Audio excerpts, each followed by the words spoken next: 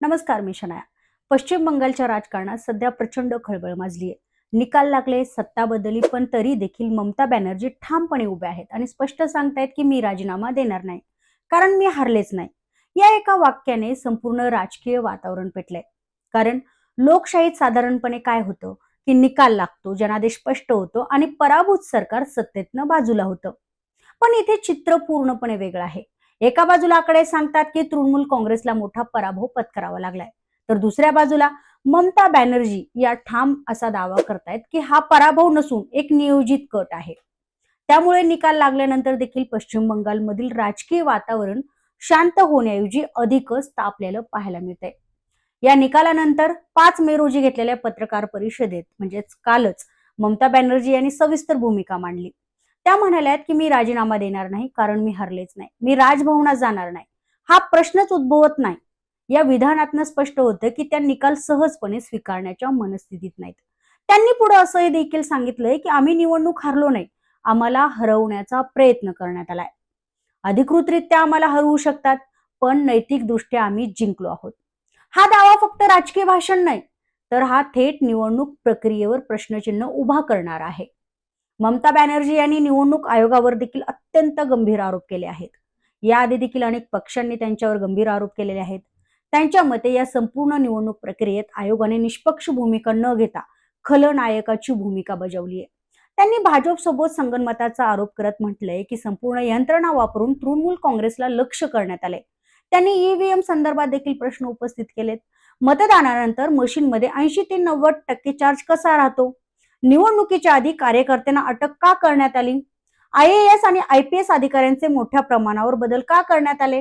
या सर्व प्रश्नांमुळे त्यांनी संपूर्ण प्रक्रियेवरच संशय व्यक्त केलाय. इतकंच नाही तर ममता बॅनर्जी यांनी थेट पंतप्रधान आणि गृहमंत्र्यावर देखील आरोप केलेत की या सगळ्या प्रक्रियेत त्यांचा हस्तक्षेप होता. त्यामुळे हा वाद केवळ राज्यापुरता मर्यादित राहत नाही, तर राष्ट्रीय पातळीवर पोहोचतोय. निवडणूक निकालांबद्दल बोलायचं झालं तर भाजपने 207 जागा जिंकत स्पष्ट बहुमत मिळवले, तर तृणमूल काँग्रेस फक्त 80 जागावर थांबले.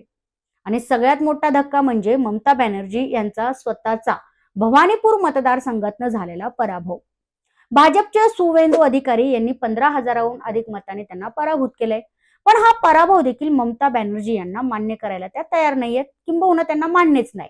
त्यांनी मतमोजणी प्रक्रियेवर गंभीर आरोप करत सांगितलं की मतमोजणी दरम्यान गोंधळ घालण्यात आलाय, त्यांच्या प्रतिनिधींना मारहाण करण्यात आली आहे, महिलांना देखील सोडलं नाही आणि या संपूर्ण प्रक्रिया बिघडवण्यात आली. त्यांनी असंही स्पष्ट केले की स्वतः त्या केंद्रावर गेले असता त्यांना देखील अडवण्यात आलंय, धक्काबुक्की करण्यात आली आणि त्यावेळी सीसीटीव्ही बंद होता. हे आरोप अत्यंत गंभीर आहेत आणि जर हे खरे असतील तर लोकशाही प्रक्रियेवर मोठा प्रश्न उभा राहतो. दरम्यान त्यांनी असं सांगितलं की इंडिया आघाडीतील अनेक नेत्यांनी त्यांना फोन करून जो पाठिंबा आहे तो दर्शवलाय. त्यांनी स्वतःला मुक्त पक्षी असं संबोधत म्हटलं आहे की आता त्यांच्याकडे कोणतीही खुर्ची नाही, त्यामुळे त्या अधिक मोकळेपणाने लढू शकतात. त्या या विधानातनं स्पष्ट होतं की त्या अजून देखील राजकीय लढाईत सक्रिय राहणार आहेत. निकालानंतर कोलकात्यात त्यांच्या निवासस्थानाजवळ घोषणाबाजी झाली, सुरक्षा वाढवण्यात आली आणि परिस्थिती तणावपूर्ण झाली. म्हणजेच हा फक्त निकाल नसून एक मोठा राजकीय संघर्ष बनत चाललाय. आता इथे सर्वात महत्वाचा प्रश्न उभा राहतो, तो म्हणजे जर ममता बॅनर्जी राजीनामा देत नसतील तर त्या मुख्यमंत्री पदावर राहू शकतात का? तर याचं उत्तर भारतीय राज्यघटनेत स्पष्ट दिलेलं आहे की राज्यघटनेतील कलम 164 नुसार मुख्यमंत्री राज्यपालांच्या इच्छेपर्यंत पदावर राहतात. पण ही इच्छा वैयक्तिक नसते, ती ठरते विधानसभेतील बहुमतावर. म्हणजेच ज्याच्याकडे बहुमत आहे तोच मुख्यमंत्री राहू शकतो, ज्याच्याकडे बहुमत नाही तो कितीही ठाम असला तरी देखील तो त्या पदावर टिकू शकत नाही. म्हणजे आता चित्र स्पष्ट आहे, तुमच्या समोरच आहे की ममता बॅनर्जींचं पुढे काय होणार. याशिवाय कलम 172 नुसार विधानसभेचा कार्यकाळ हा 5 वर्षाचा असतो. निवडणुकीनंतर नवीन विधानसभा स्थापन झाली की जुन्या सरकारचा कार्यकाळ संपतो. त्यामुळे राजीनामा देणं ही एक परंपरा असली तरी देखील सत्ता टिकवण्याचा अंतिम निर्णय हा बहुमतावरच अवलंबून असतो.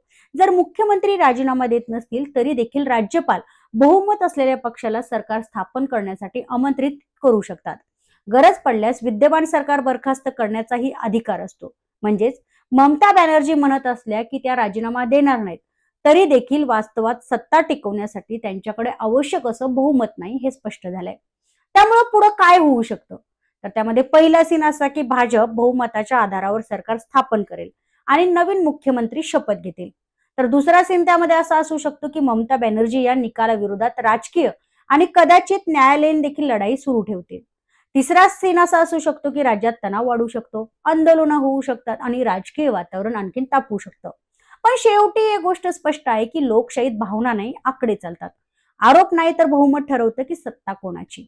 ममता बॅनर्जी म्हणत आहेत मी हारले नाही, पण निवडणुकीचे आकडे काहीतरी वेगळेच सांगत आहेत आणि म्हणूनच पुढचे काही दिवस पश्चिम बंगालसाठी अत्यंत महत्वाचे ठरणार आहेत.